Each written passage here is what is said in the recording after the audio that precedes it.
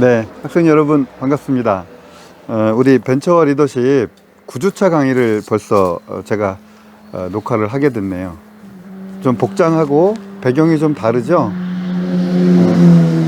지금 오토바이, 바이크가 앞쪽에 막 지나가고 있는데 여기는 제가 이번 주 계속 컨설팅을 지방 오다 보니까 여기는 거제도입니다. 거제도 참 좋은 곳이에요. 여러분들 이제 여행을 많이 한다면 또 고향이 이쪽 친구인 학생들도 있겠네, 고향인 학생들도 있겠네요. 이쪽이 뭐 거제도가 섬인데 제가 섬보다 조금 안쪽에 들어와서 컨설팅을 했습니다. 그러다 보니까 이쪽에서 여러분들한테 이제 멘트를 하게 됐는데 오늘은 소통에 대해서 얘기를 할 거고, 지난주에는 뜨는 직업하고 사라지는 직업에 대해서 과제를 냈었죠.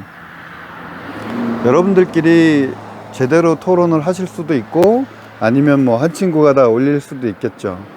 근데 그런 거는 중요하지 않은 것 같아요. 정작 그런 과정을 통해서 참여한 사람들은 당연히 이 뜨는 직업 쪽으로 내가 뭔가 발견을 할 거고, 사라지는 직업을 생각했다가도 아, 이게 이런 개념이구나, 내가 조금 다른 방법을 찾아야 되겠다, 이런 것도 할 수가 있을 거고, 그냥 참여하지 않고 남 얘기 듣다가 어떤 동기가 다 만들어서 냈다 그러면 그 사람은 배울 게 없습니다. 어떤 거나 마찬가지인데 내가 적극적으로 참여한 사람들을 많이 덕을 볼 수 있다는 거 좀 명심하시고 수업에 참여하셨으면 좋겠고요. 그거 자체가 오늘 이제 소통이 리더십의 근간이라는 주제잖아요. 말 그대로 소통이 리더십의 근간이 맞죠. 뭐 리더십의 여러 가지를 쭉 얘기했지만, 리더십이라는 게 내가 리더가 돼야 되고 또 누군가가 날 따라야 되는데 소통이 되지 않는다? 가능하지 않은 겁니다. 여러분하고 저도 마찬가지, 소통이 되지 않으면 수업이 되질 않아요. 정말 우리가 대면으로 해야 되는데 대면으로 수업을 안 하더라도 이런 식으로 온라인을 통해서 제가 영상을 올리고 뭔가 또 궁금하면 문자나 톡이나 여러 가지 방법으로 이렇게 진행, 이것도 하나의 소통의 방법을 찾은 겁니다. 어떨 때? 코로나 시대의 소통 방법을 저희가 찾은 거죠. 앞으로 여러분들 코로나만 올 게 아니라 어떤 난관이 올 수도 있고 어떤 방법이 여러 가지가 올 수도 있습니다. 그럴 때마다 나는 소통을 못해? 그러면 불가능합니다. 어떤 거, 리더십만이 아니라 모든 것도 불가능하거든요. 가족도 마찬가지고. 그렇게 보면 지금 우리는 여러분이 학생일 때 많은 거를 잘 배우신 거예요. 아, 이렇게 만나지 못하고도 소통이 되는 방법들이 이렇게 많구나라는 것들을 지금 배우고 있다면 이런 수업 하나 배우는 것보다 훨씬 더 많은 거를 우리가 배울 수 있다라고 볼 수도 있겠죠. 그래서 위기에서 기회를 찾는 것 당연한 겁니다. 오늘은 소통이 리더십의 근간이다라고 해서 소통의 시대의 불통을 이야기한다. 바람직한 소통이란 소통의 절차와 효율성 제고 전략, 그리고 소통과 리더십, 뭐 성공적인 협상의 원칙을 고수하라, 이런 제목을 가지고 PPT를 통해서 간단히 말씀을 드릴 건데, 뭐 제가 우리 학생들한테 양해를 구할 건 지금까지 PPT보다 아마 오늘 수업은 제가 화면에 뭐 교과서를 놓고 좀 이렇게 해야 될 것 같고요. 최대한 제가 강의 영상을 찍어서 좀 보여드리도록 그렇게 할 텐데, 혹시 일정이 좀 늦으면 제가 양해도 구할 거고, 뭐 서로 사정이라는 것도 있으니까 그렇게 좀 진행을 하도록 하겠습니다. 이어지는 영상은 우리 리더십 PPT를 보면서 말씀을 드릴게요. 자, 여기서 우리 인트로는 마치도록 하겠습니다.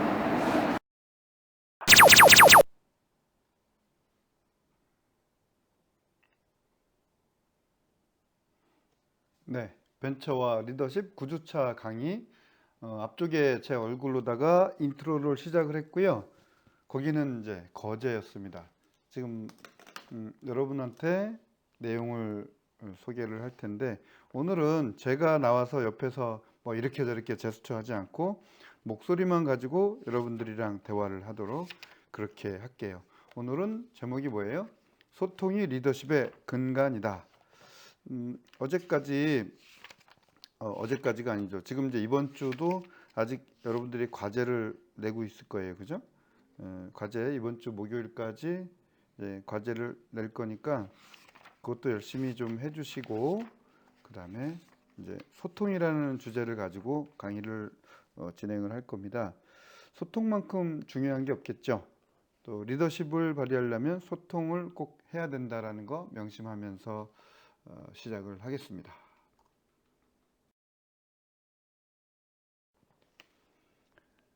소통의 시대에 불통을 이야기하다 이렇게 얘기하고 있네요.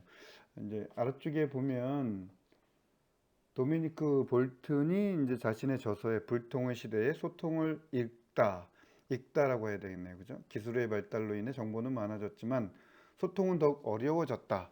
우리가 이용할 수 있는 복잡한 상호작용적인 제반 기술에도 불구하고 오히려 서로를 이해하는 데 걸리는 시간은 늘어난다. 네, 소통의 시대에 불통이 더 많아질 것이다라는 얘기를 하고 있습니다. 여러분들은 뭐 저보다 소통을 훨씬 더 잘 할 거예요. 그죠? 뭐 언어적인 능력도 더 좋고 또 요즘에 인터넷 사용할 줄 아는 건 저보다 훨씬 더 잘 하잖아요. 뭐 네이버 또 SNS의 다양한 방법들을 활용을 하고 있고 지금도 우리는 소통을 이런 매개체를 통해서 하고 있는 겁니다. 여러분들 예전에 엄지족이라는 표현도 있었고요. 이제 어른들은 누구는 이 비싼 단말기가 그냥 선 없는 전화기인데 우리 학생들한테는 정말 컴퓨터이기도 하고 게임기기도 하고 뭐 카메라 기능이 더 많기도 하고요. 이런 것들을 통해서 역설적이게도 불통의 시대라고 하는 이 트렌드를 우리는 이제 넘어가야 되겠습니다. 그래서 소통의 시대에 불통을 이야기한다라고 하는 건 우리가 제대로 소통을 하지 않으면 불통으로 갈 수밖에 없겠다라는 역설적인 이야기를 하고 있는 거겠죠. 그러면 바람직한 소통이란 어떤 건가 이렇게 보겠죠. 소통은 뭐 영어로 커뮤니케이션이라고 합니다. 뭐 협의하다, 대담하다, 상담하다 이런 뜻이라고 표현이 되어 있네요. 뭐 오히려 우리는 소통보다는 커뮤니케이션이란 말을 더 편하게 할지도 모르겠습니다. 정보나 의사의 전달 행위를 이제 커뮤니케이션이라고 하는데 조직, 두 사람 이상이 모여서 공통의 목적을 달성하는 것을 조직이라고 하면 조직에는 필수적으로 이 소통이 꼭 이루어져야 되겠죠.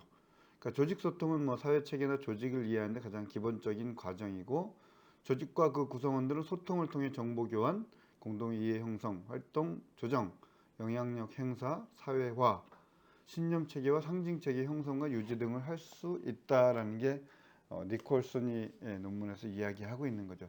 조직은 소통이 정말 중요하겠습니다.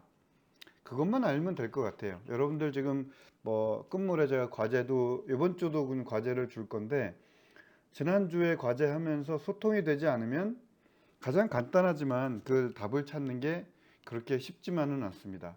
여러분들이 답을 잘 찾으려면 소통을 정말 해야 된다는 거, 그리고 조직 내에서 바람직한 소통을 하려면 조직이 정보 교환이나 이런 거를 잘 해야 되겠죠.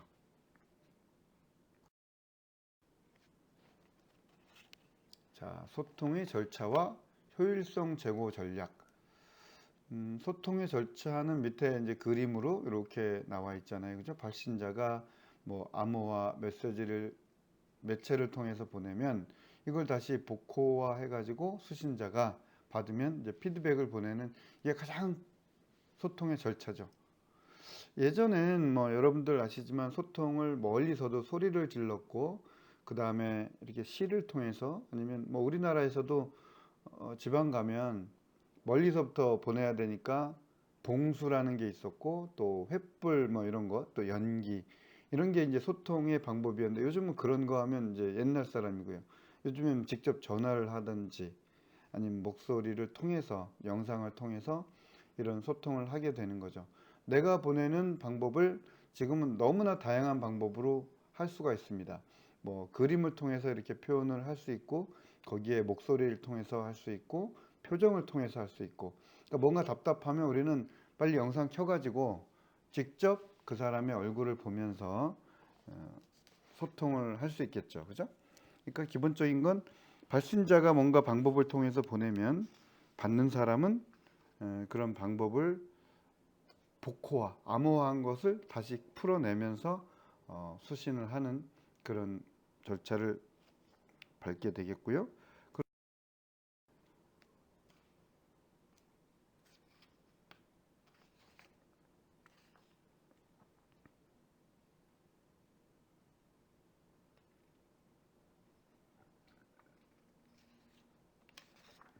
소통의 모형을 보면 벨 연구소가 처음에 이렇게 제안을 했고요. 뭐 내용은 쭉 이렇게 채널은 이제 전화 그 자체로 하고 있고 수신자는 다른 사람이 듣는 전화기의 부분이다 이렇게 있는데 셰논하고 워렌 웨버는 이 모양을 기반으로 다음과 같은 요소들을 제시했습니다. 1번은 메시지를 생산하는 정보의 근원지, 메시지를 신호로 바꾸는 발신기, 메시지 전송에 적합하도록 조정된 채널, 신호를 메시지로 해독하는 수신기, 메시지가 도착하는 목적지. 이게 이제 기본적인 요소가 되겠죠.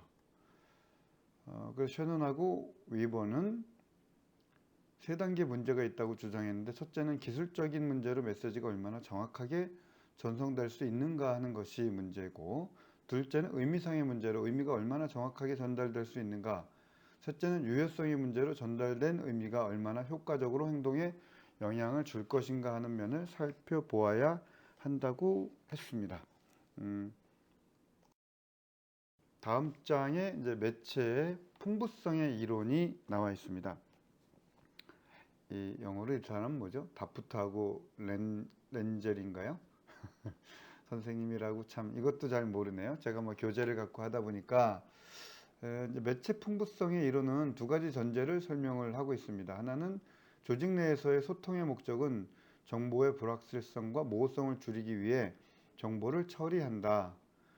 불확실성이란 조직 내에서 업무를 수행하기 위해 필요한 정보의 양과 조직이 보유하고 있는 정보의 양이 차이가 날 때 필요한 정보의 양보다 적은 양의 정보를 가지고 있을 때 불확실성이 발생하게 된다. 그렇죠. 그 다음에 이제 모호성은 해석에 혼란이 발생될 경우에 이제 모호성이 증가하게 이렇게 되겠죠. 두 가지 전제는 이제 불확실성과 모호성을 줄이기 위해서 정보 처리를 한다는 것이고요. 또 하나는 공통적으로 사용되는 매체는 종류에 따라 특정 업무에 매우 적합한 것을 선택한다는 것입니다. 예컨대 면대면의 소통은 모호성이 높은 메시지를 전달하거나 소통할 때 적합한 방법이다. 반면 서적이나 보고서 등이 잘 정리된 자료의 경우는 모호성이 낮은 메시지를 전달할 때 적합한 매체라 할 수 있다라는 이제 두 가지 매체 풍부성의 이론을 기반으로 하고 있습니다.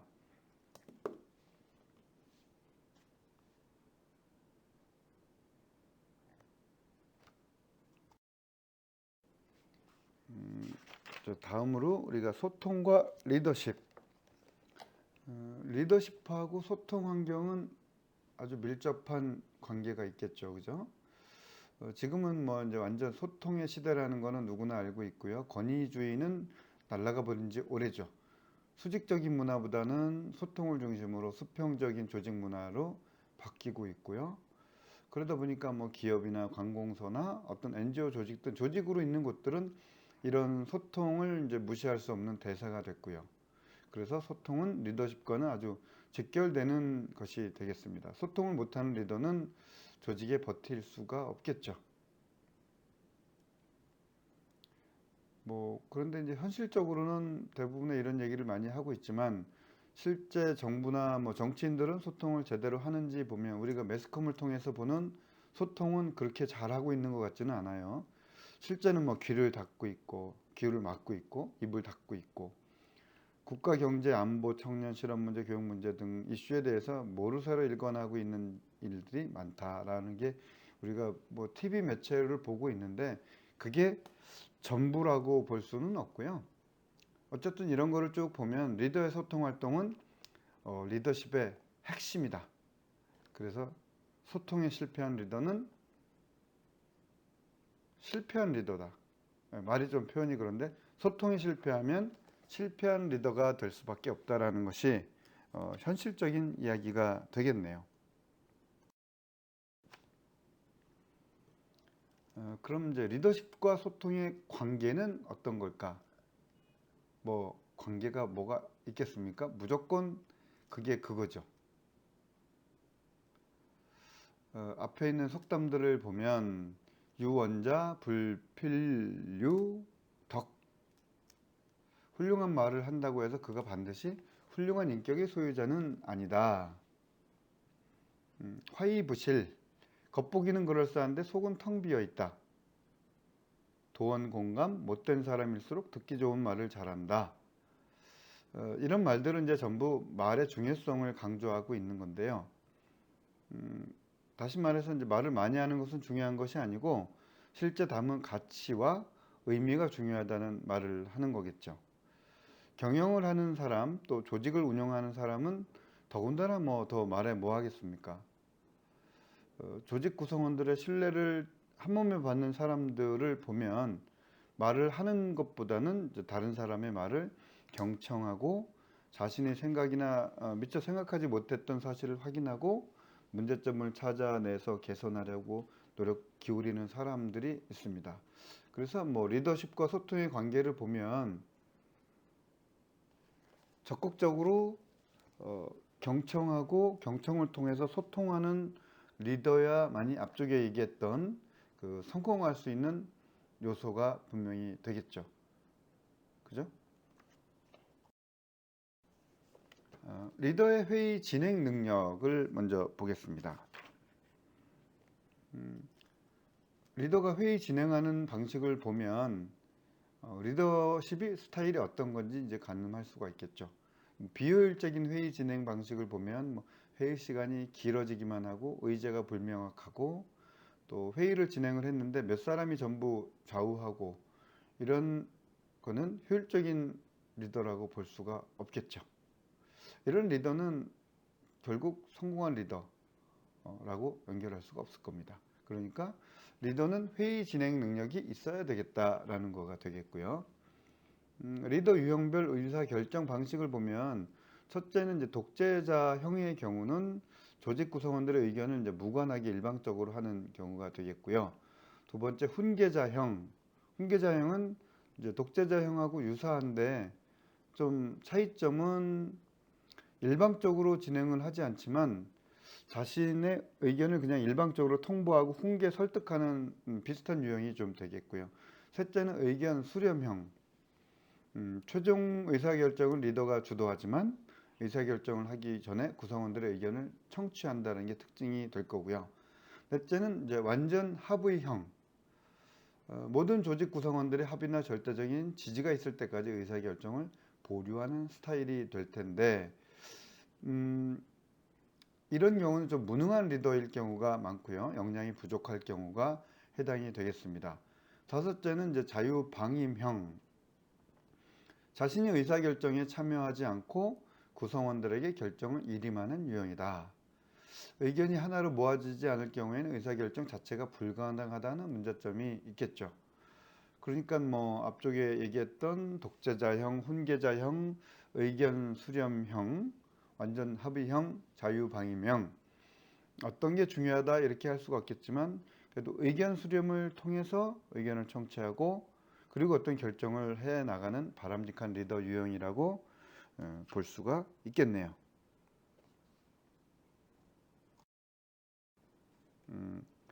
하위 상달 유형. 조직 구성원 리더와 구성원은 추종자들이다. 추종자들이 리더에게 의견을 제시하거나 아랫사람이 윗사람의 의견을 개진하는 유형 몇 가지를 살펴보자라고 했는데 첫째는 이제 충신형 하위 상달 유형. 충신이에요, 그죠? 하위 상달 유형. 리더의 그릇이 크고 대담한 경우에는 충신형이 조직 발전에 크게 기여할 수 있으나 리더 그릇이 작은 경우에는 박해받을 가능성이 크다. 리더의 체면을 세워주면서 자신의 의견을 무난하게 개진하는 지혜가 요구된다라는 충신형이 되겠고요. 두 번째는 보신주의 하위 상달형.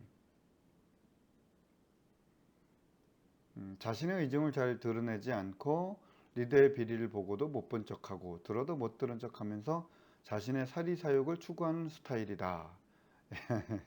소신 없이 보신주의로 살아가는 자들이 되겠고요. 셋째는 간신형 하위상달형. 간신형 완전히 아부성이 될 거고요. 넷째는 이상적 하위상달형은 어떤 것이냐 보시죠. 참다운 추종자의 자세로 리더에 대한 변함없는 충성심과 신뢰이다. 추종자는 토론회장이나 회의석상 또는 개별 미팅에서 리더와 의견을 달리하는 경우 리더의 자존심이 상하지 않도록 겸손하고 정중하게 자신의 의견을 개진해야 한다. 그렇겠죠.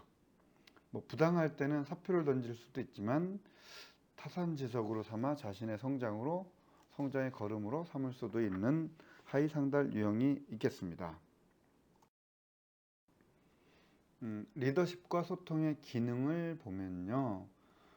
첫째는 이제 소통은 리더와 추종자들 간의 연결고리가 된다.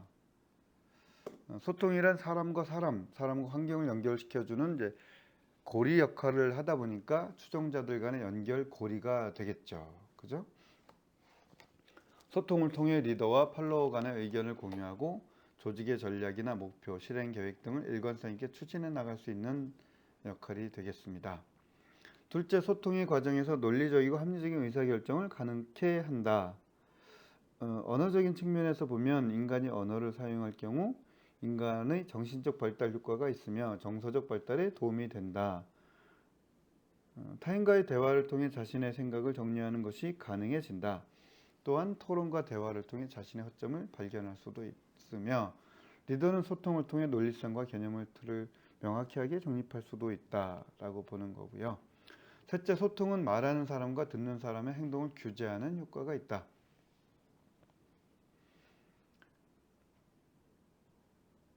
연말 연초에는 이런 거 많이 하죠. 새해 각오와 결심을 주위 사람들한테 이야기하기 하고 지금 이제 10월이니까 좀 있으면 한 해 마감을 하고 또 내년도 계획을 이렇게 세우죠. 그죠? 자기가 이렇게 말을 한번 해서 소통을 하고 나면 거기에 따라서 지켜야 되는 그 규제든 하는 효과가 분명히 있겠죠.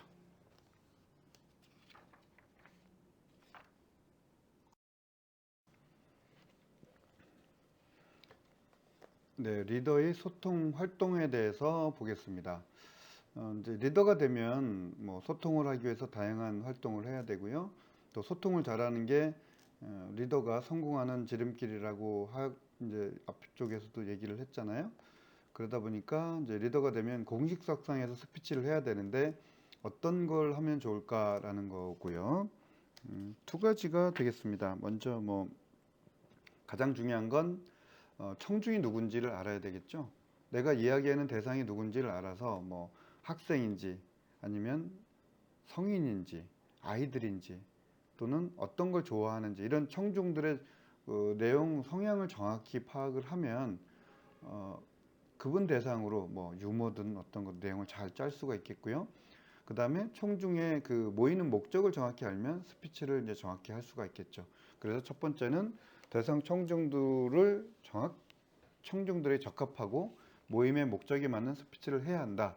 그러려고 하면 청중이 누군지 또 모임의 목적이 뭔지를 정확히 파악을 해야 되겠죠. 그래야 어떤 내용을 잘 이제 만들 수가 있겠고요. 그 다음에 청중을 알았다면 자신의 스타일에 가장 잘 맞는 말하기를 해야 됩니다. 말은 잘하는데 내 말투로 말하지 않으면 전달이 잘 되질 않겠죠. 또 그러다 보면 중간에 내가 생각하는 어떤 습관들이 툭툭툭 무의식적으로 나오다 보면 전체 맥락이랑 이제 맞지 않는 이야기가 될 수가 있을 겁니다. 그래서 자신의 스타일에 가장 잘 맞는 말하기를 해야 되는데 만약에 내 스타일이 마음에 안 들고 뭐 좋지 않은 버릇이 있거나 그렇다 그러면 내 스타일을 좋게 고치기 위해서 버릇하고 단점을 좀 고쳐 나가면 되겠죠. 그렇게 하면 좋은 스피치가 될 겁니다.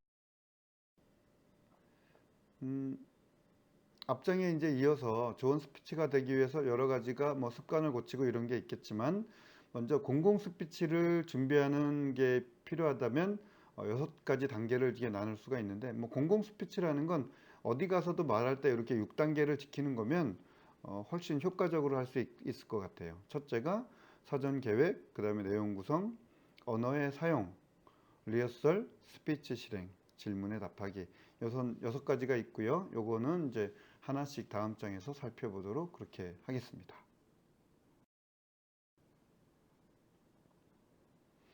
첫 번째, 사전 계획. 즉흥적인 스피치를 할 때는 너무 길게 말하려고 하면 안 되겠죠? 왜냐하면 즉흥적이니까. 다음에 내용보다는 분위기를 좀 부드럽게 하고 유연하게 이끌어가야 하면서 그러니까 내용의 깊이보다는 분위기를 잘 타는 것이 중요하다. 이제 원고가 없지만 즉흥적이 아닌 경우에는 요점을 정리하여 삶을 붙여 나가면서 스피치를 하는 방법이 살을 붙여 나가면서 스피치를 하는 방법이 유효하겠죠. 이야기하고 싶은 내용을 미리 머릿속에 정리해 두는 것이 중요하고요. 되도록이면 이렇게 요점을 정리해 놓는 게 중요하고요. 원고가 있어야 하는 경우는 매우 중요한 자리에서 정확한 내용을 정해진 시간 내에 전달해야 하는 경우에 원고를 준비하는 것이 낫다. 그 다음에 어떤 스피치든 간에 청중들에 대한 정확한 이해가 중요하며 청중의 수준, 정치적 성향, 스피치 석상에서의 목적과 목표물들을 사전에 철저히 분석하는 것이 중요한 겁니다. 이게 사전 계획이고요. 사전 계획을 했다면 그 다음에 이제 내용 구성을 해야 되겠죠. 전달하려는 지식과 아이디어를 체계적이고 논리적으로 구성하는 것이 내용 구성이고요. 그러려면 주제를 명확히 하고 주장에 대한 데이터나 팩트를 제시하여 내용의 설득력을 높여야 한다. 언어의 사용. 언어의 사용은 명확하고 구체적인 단어를 선택하고 청중의 수준을 고려하여 이해하기 쉽게 말해야 한다. 무조건 전문 용어를 막 쓰면 또 뭐 영어를 섞어서 이렇게 쓰면 또 그렇다고 반대로 막 저질적인 표현이나 격한 표현을 쓰면 그것도 적합하지는 않겠죠. 자리에 따라서. 그 다음에 이런 게 갖춰졌다면 리허설, 연습의 양과 스피치의 성공 여부는 비례관계에 있다고 하니까 많이 하면 할수록 좋은데 뭐 얼마나 해야 되느냐. 제가 보기엔 사전 계획에 맞게 내용이 나왔다. 그때까지 하면 되겠죠. 그 다음에 이제 스피치를 실행하는데 실행은 자연스러움입니다. 제일 중요한 건 자연스러움이고요. 그러려면 긴장되고 굳은 스피치를 청중들에게 보여주지 않는 게 제일 중요합니다. 그러려면 자연스럽게 뭐 제스처나 아이 컨택을 잘 해야 되고요. 목소리 떨림이 없어야 되겠죠. 너 떨고 있구나 그러면 안 됩니다. 또 청중의 규모, 청중이 엄청 많으면 내 목소리가 작더라도 좀 톤을 높여서 멀리 있는 사람도 알기 좋게, 청중이 많다는 얘기는 또 잡음이 들어올 수도 있으니까 소리에 따라서 진행을 해야 되겠고요. 마지막으로 질문에 답하기. 스피치 도중에 명확하지 않거나 누락된 내용 혹은 추가 설명이 필요한 경우에는 질의응답 시간이 필요할 수가 있겠죠. 이렇게 이제 6가지가 공공 스피치를 준비하는 과정이 중요한 6가지가 되겠습니다.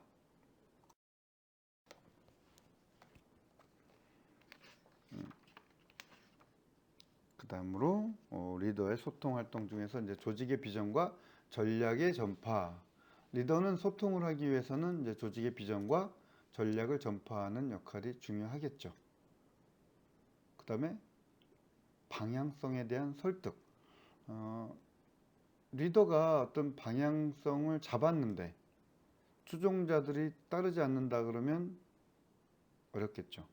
그러다 보니까 내가 생각하는 방향성이 있다면 추종자들에게 설득을 하거나 적절한 협상을 통해서 방향성을 설득을 해야 되겠죠. 이제 그렇게 하기 위해서 필요한 전략이 있는데, 첫째는 리더가 제시하는 안이 바람직하다는 구체적인 증거를 제시해야 됩니다. 데이터라든지 사례라든지 관행을 알려주면서 설득을 해야 되고요. 그 다음에 두 번째, 대의와 이념 등 조직이 공유하고 있는 신념 체계를 이용해서 영감적 요소를 활용하여 설득하는 것이다. 여기서 이제 영감적인 요소, 조직이 공유하고 있는 대의와 이념 등을 가지고 설득을 해야 되겠고요. 셋째는 이제 혜택의 제공을 약속하는 것이다. 이 비전이 성공하면 인센티브를 준다거나 승진을 준다거나 이런 것들 통해서 설득하는 좀 물욕을 자극하는 거네요. 넷째는 개인적인 친분을 활용하는 것이 또 필요할 수도 있겠고요. 다섯째는 이제 그 권위 있는 사람이나 기관의 견해를 활용하는 방법이 있을 수가 있겠습니다. 중요한 건 리더의 어떤 방향성을 설득하기 위해서 어떤 방법이든지 다양하게 활용을 한다는 겁니다. 다음에 이제 피드백과 코칭. 조직을 운영하기 위해서는 이제 구성원들을 평가하는 과정이 중요하고요. 리더는 구성원 개인을 평가하고 평가받는 피평가자에게 피드백을 해줘야 하는데, 부정적인 피드백을, 여러분도 마찬가지인데 어떤 강의 중에 부정적인 피드백을 받으면 그렇게 기쁜가요? 네. 쉽지는 않습니다. 귀가 좀 열려 있거나 그런 걸 좀 해야 되는데, 또 그렇다고 그런 얘기를 이제 안 할 수도 없고요. 그렇게 하려면 좀 객관적인 평가가 필요합니다. 평소에 기록이 바탕이 되어야 하고, 이런 기반을 이용해서 평가한다면 공정하고 발전적인 피드백이 될 거고, 나한테 좀 마음에 안 드는 말이어도 인정할 수밖에 없겠죠. 그죠? 그래서 피드백이 이루어지고 나면 구성원들이 자신의 문제점을 인식하고 개선할 수 있도록 유도하는 과정이 필요하다. 이거 이제 코칭이라고 하겠습니다. 그래서 피드백을 한 다음에는 코칭을 통해서 추종자가 스스로 답을 찾도록 도전적인 질문을 하고 대답을 하는 과정을 반복하는 이런 코칭 과정이 필요하겠죠. 요약하면 구성원을 가르치려고 하면 안 되고요. 도전적인 질문을 통해서 스스로 깨닫게 해야 되고, 코칭을 받는 사람의 말을 경청하고 인정을 해야 되고요.